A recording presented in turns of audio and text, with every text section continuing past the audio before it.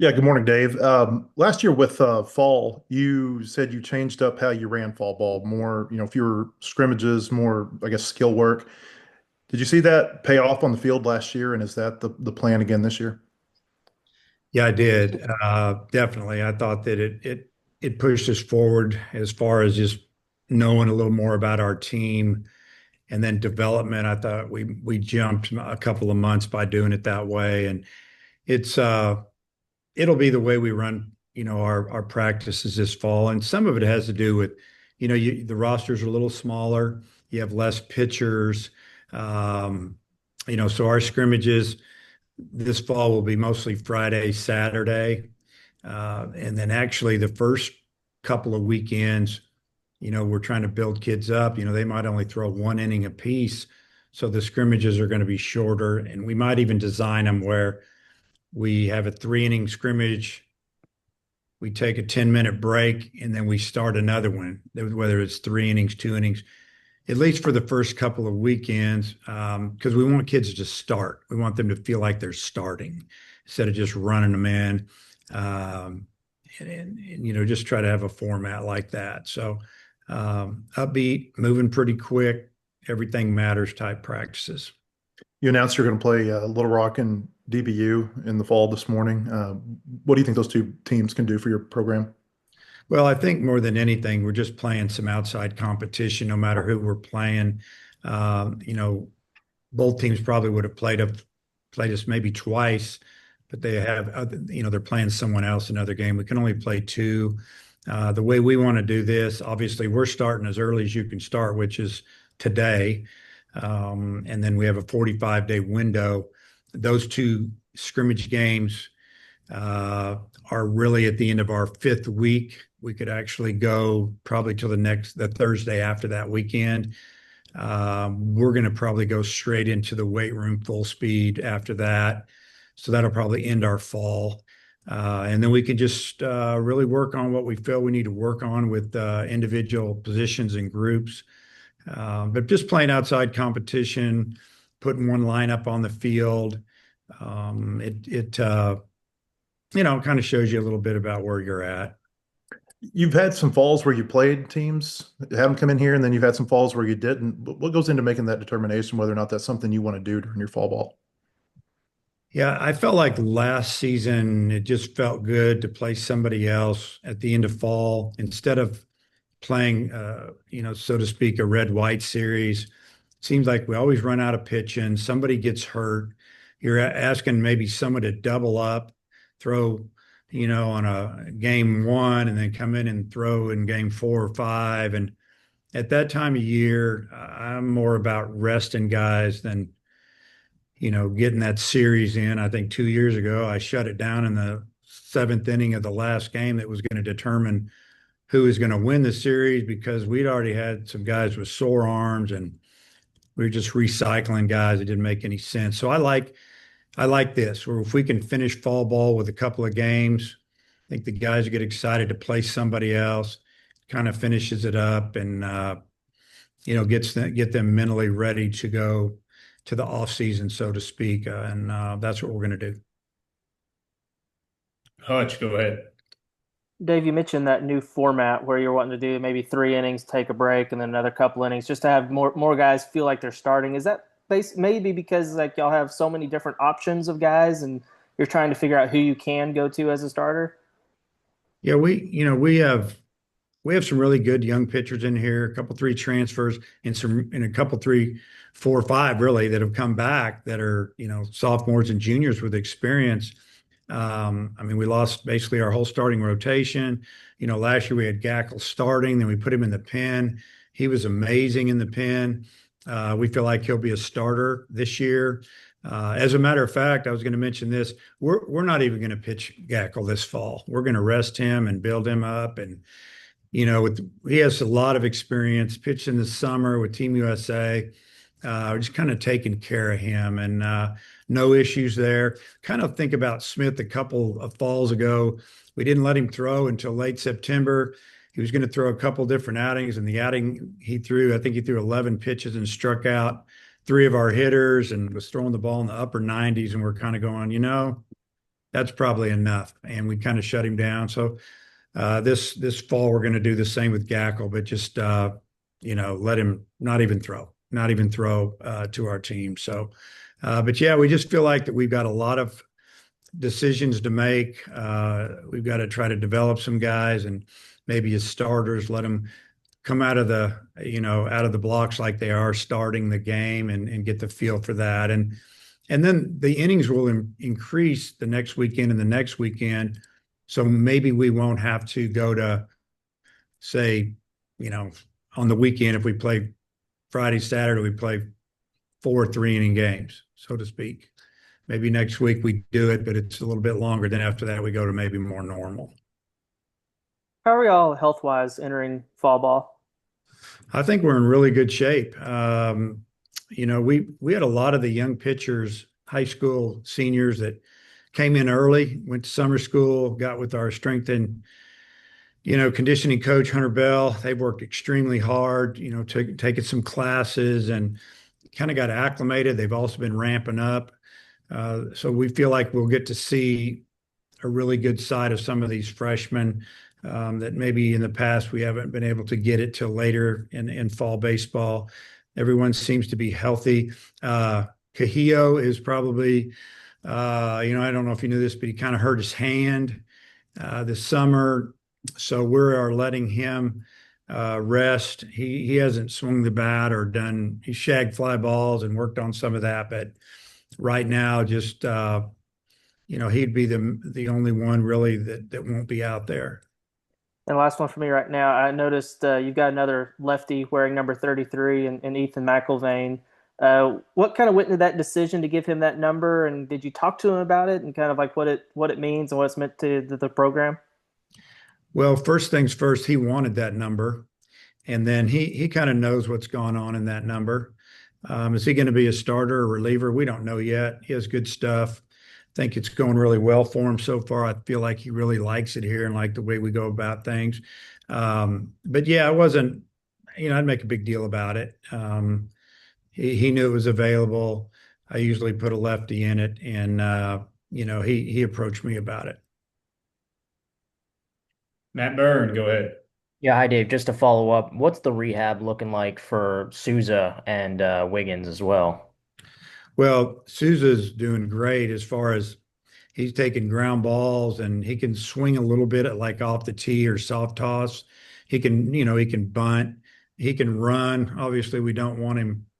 When I say run, I'm not going to run him in scrimmages, because of possibility of falling down. But he's moving around really good. Defensively, he looks fantastic fielding the ball. I mean, you can kind of tell he's a man on a mission now. Hopefully, the arm, bounces back as good as it was, and hopefully better.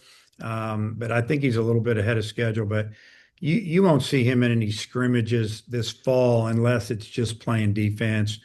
Where if he does field it or he gets a ball, where he's got to turn a double play or something, he's not going to throw. What are some of the top experiments that are, on your list for fall ball, whether it's reliever to starter or maybe trying a guy out at a different position? Well, I think that, Cole Gibler's a guy that, we're going to start him a little bit, see how that goes. I mean, we feel good about what we've seen from, say, Colin Fisher, or Parker Coyle. Hunter Dietz is back, and he seems to be throwing the ball better than ever. He went and pitched in the Cape and got better every outing.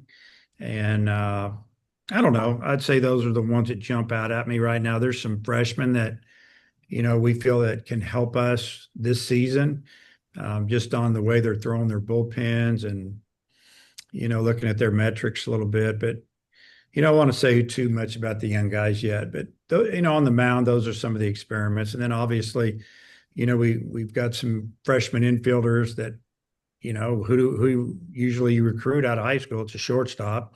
So they're all used to playing there. I've told all the infielders we're going to bounce you around a lot.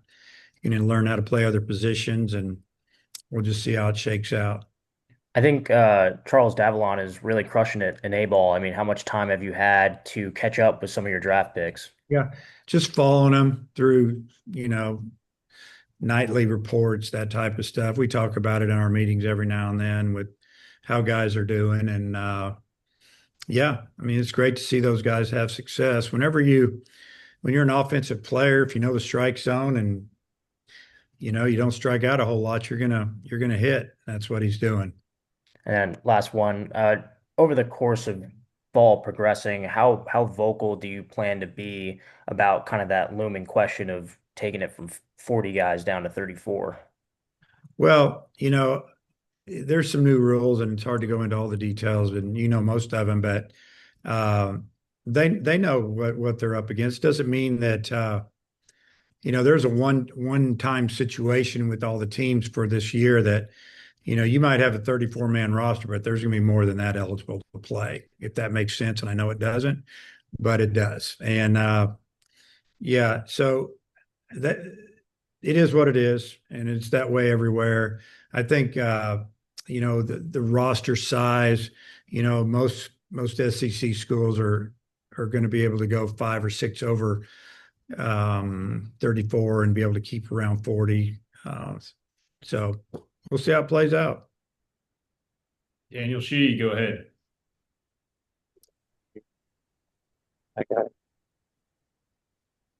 Daniel, we cannot hear you. Can't hear you. Dudley, jump in.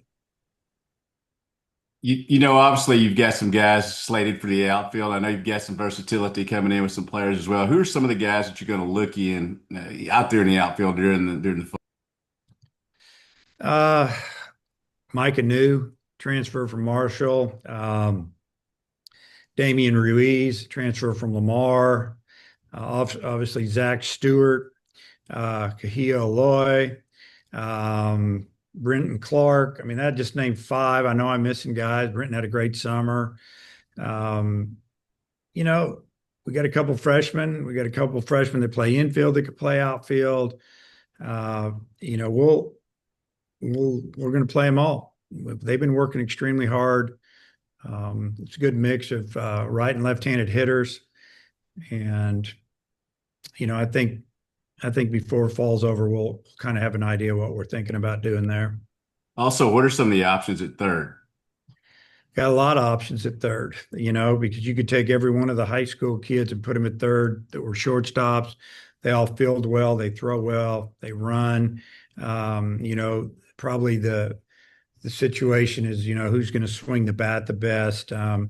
Could put Cam Kozel over there. I think that down the road, that I think in professional baseball, that might be a spot that they put him just with his physical size. He kind of looks the part. That's an option. So, yeah, there you go. Also, last one for me, just it looks like you're getting a great reception on the recruiting trail. Just talk about that a little bit. Yeah, we feel like that the kids, when we call them the 27s, the juniors, have been amazing. It's wild. We're talking to kids from coast to coast and then north and south, and they know the names of our players. They know my name. It's interesting. They know who our hitting coach is, who our pitching coach is. I mean, they followed us. They must have watched us a lot last year, all the way through Omaha. I mean, they're bringing up Beloy, they're bringing up Davalon. They're talking about, our crowds, and it's been great. You feel as a program, you kind of got it going. You got a little momentum. We need to take advantage of it. Getting the players, we need to take advantage of it in many ways. I wish we had more seats in the stadium. I wish we could get more people in the stadium, because I think now is the time to strike. I just truly believe that. Now we're recruiting these kids.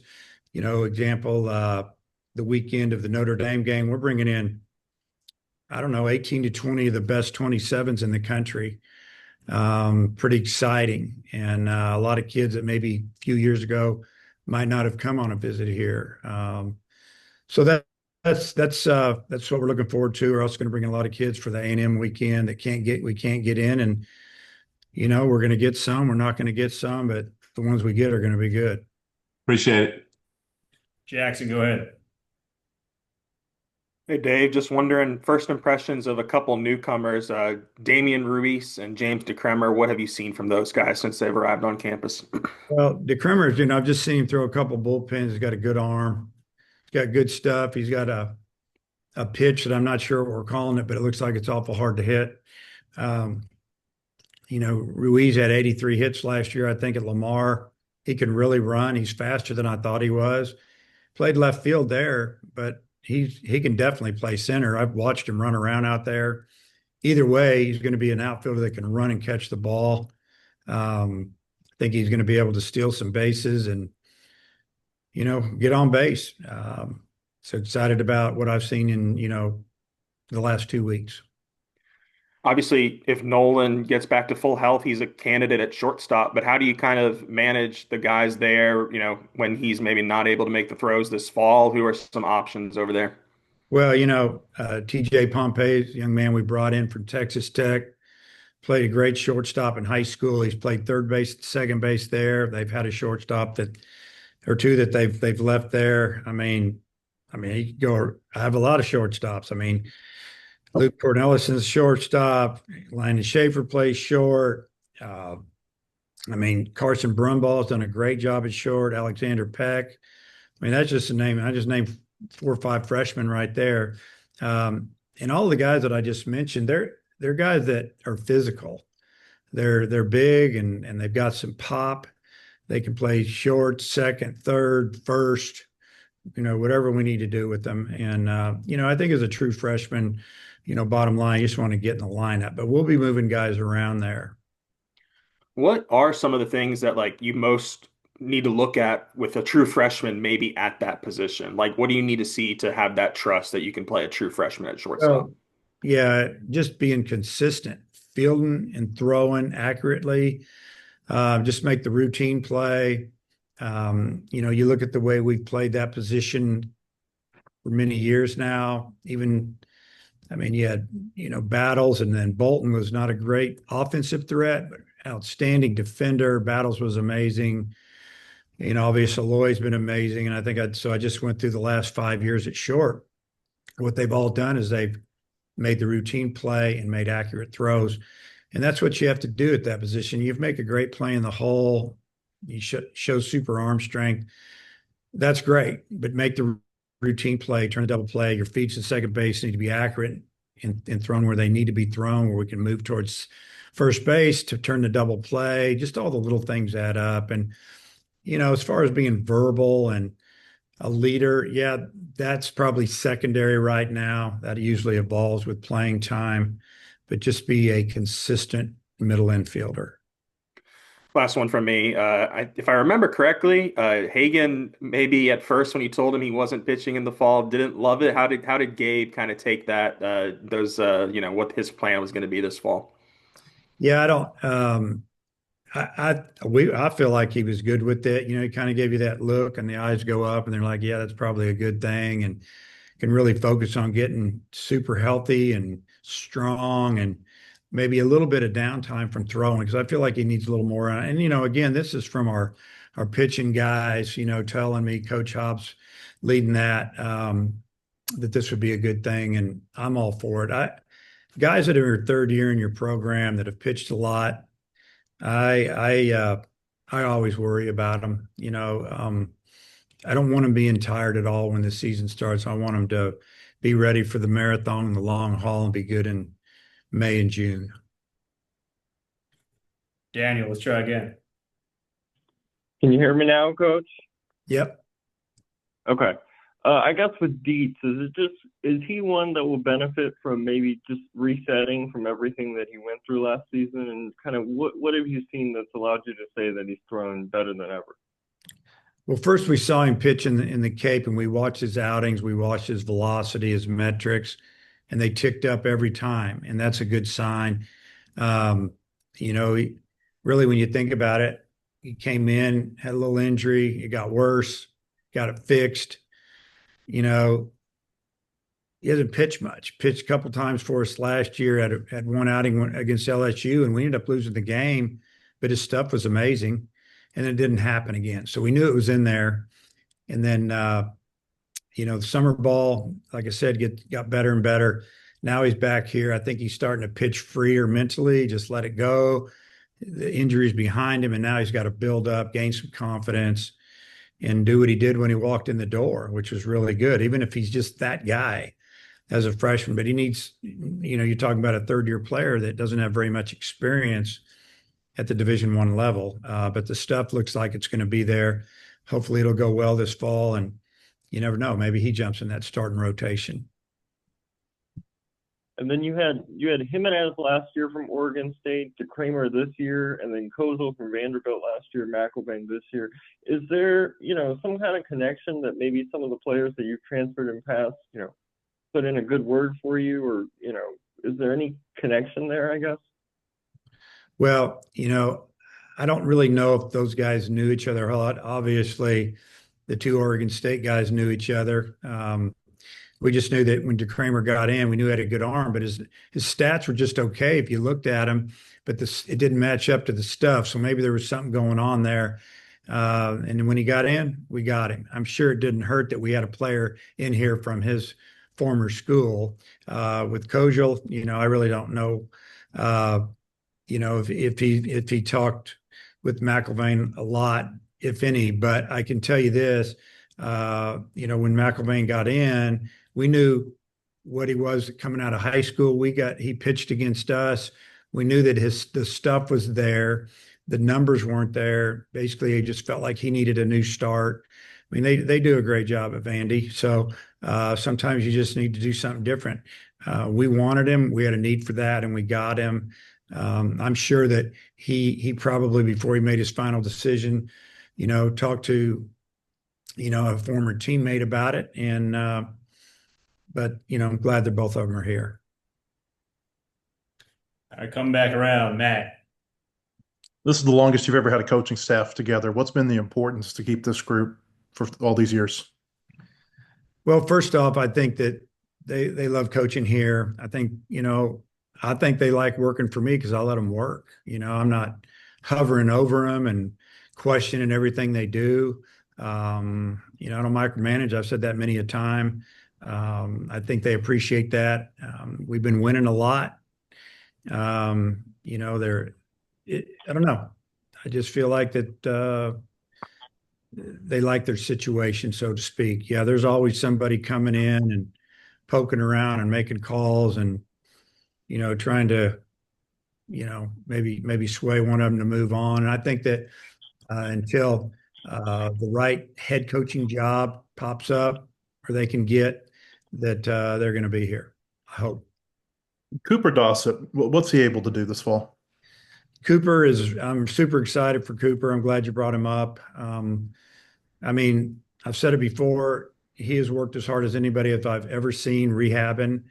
I made the comment earlier that, I walk through the weight room on the way to the field, for all of our home games, and he's always in there either stretching, lifting, doing something, and maybe that was his time slot to do all that, but I see him in there all the time. And I've seen him throw a few bullpens, and it looked really good. And if he can take the bullpen to the mound, it's going to be great for him. It's going to be great for us. And I'm excited to see him get out there and compete this fall and get ready for spring. And then you've mentioned two of your other transfer pitchers. I wanted to ask you about Jackson Kircher and what do you see his role being on the team? Well, Jackson, coming out of high school, Jackson went to Oklahoma, and looking back, we should have recruited him a little bit harder. We didn't know if he wanted to hit or pitch or both, and had a great arm. I think that his better days are in front of him. He's thrown really well. He's big. I think he's super happy to be here. I think he's happy, just happy being a Razorback, but now he wants to be a big part of the team.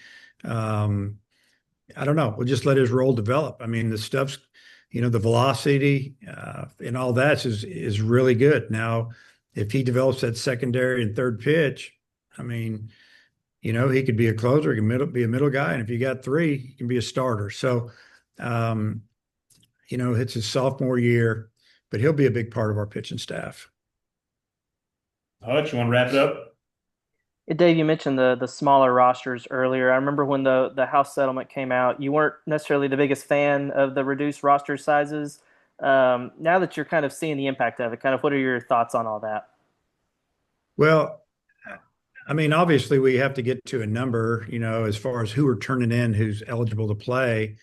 Um, I think any coach in this league would tell you if you're trying to run a fall practice and you're talking about development, maybe redshirting a couple of guys, especially when you're talking maybe in-state kid that, you think's athletic or has a really good arm that really wants to be at the University of Arkansas, and that you're going to redshirt him, and he knows that coming in. A lot of that has gone away, which is disappointing because, development is big, and now it's all about jumping around and being at this school and then that school. And yeah, I'm not a big fan of that. I think you should be able to transfer like one time, and then then you might have to sit out if you want to do it again. And but anyway, that's another subject. Um, I don't think it's really affected us the way we recruit. I think it's just affecting the kids coming out of high school. I mean, there's a lot of good high school kids that are going to trickle down to mid majors or to junior colleges, and the kids that are good that are going to go to these mid majors, they're going to just use it like a junior college, and they're going to go back to a Power Four if they get an opportunity. And then that just cuts down on the young kids coming into those schools. So I don't know the exact answer, but I just kind of feel bad for maybe the kids coming out of high school. And then also, I mean, you've got, the increase in scholarships too. You don't have just the 11.7. I remember I talked to Parker Coyle and he said that was a big deal with his decision to come back. I mean, are you seeing some trickle down of like maybe the guys coming to school that wouldn't otherwise, or guys coming back for another year because of the increased scholarship on top of the NIL and rev share?